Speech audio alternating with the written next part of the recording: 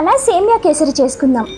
ఒక 2 టీ స్పూన్లు నెయ్యి వేసి దాంట్లోని కొన్ని జీడి పలుకులు వేసి దోరగా వేపుకుందాం. మనకి ఆ గోల్డెన్ బ్రౌన్ కలర్ వచ్చేదాకా వేపుకోవాలన్నమాట. ఇలా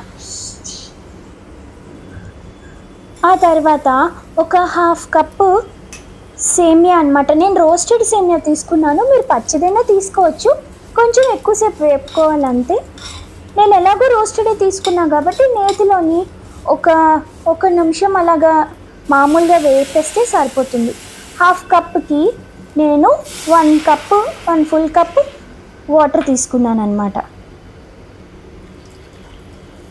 ఇది నా కప్పు 1/2 కప్ కొలత కాబట్టి అందులోనే 1/2 కప్పు పంచదార వేసాను. 1/2 కప్పు వెర్మిసెల్లికి 1/2 కప్పు పంచదార అనమాట. ఇప్పుడు కొంచెం కుంకుమ పువ్వు వేసాను, మంచి ఫ్లేవర్ కోసం. కుంకుమ పువ్వు వేసి బాగా పంచదార మిక్స్ చేసుకోవడమే. ఇప్పుడు 1 లేదా 2 డ్రాపులు ఫుడ్ కలర్ అండి, ఇది ఆర్గానిక్ ఫుడ్ కలర్ వేసాను నేను. ఇది ఆప్షనల్, మీకు నచ్చితే వేసుకోండి, లేకపోయినా పర్వాలేదు. వేసుకోవాలనుకుంటే 1-2 డ్రాప్స్ వేస్తే సరిపోతుంది, మీకు ఆ కలర్ వచ్చేస్తుంది. ఇప్పుడు మనం ఆల్రెడీ వేపుకున్న సేమియా వేసేసి ఇంకా కలిపేయడమే. ఉడికిపోతుంది, బాగా వేగింది కాబట్టి తొందరగానే ఉడికిపోతుంది. అంతే అండి, చాలా సింపుల్ స్వీట్. మీకు ఎప్పుడైనా చిన్న స్వీట్ తినాలనిపించినా వెంటనే చేసేసుకోవచ్చు. ఎవరైనా వచ్చినా ఇలా టక్కున చేసేసుకొని మీకు 10 నిమిషాల లోపు అయిపోయే స్వీట్ ఇది.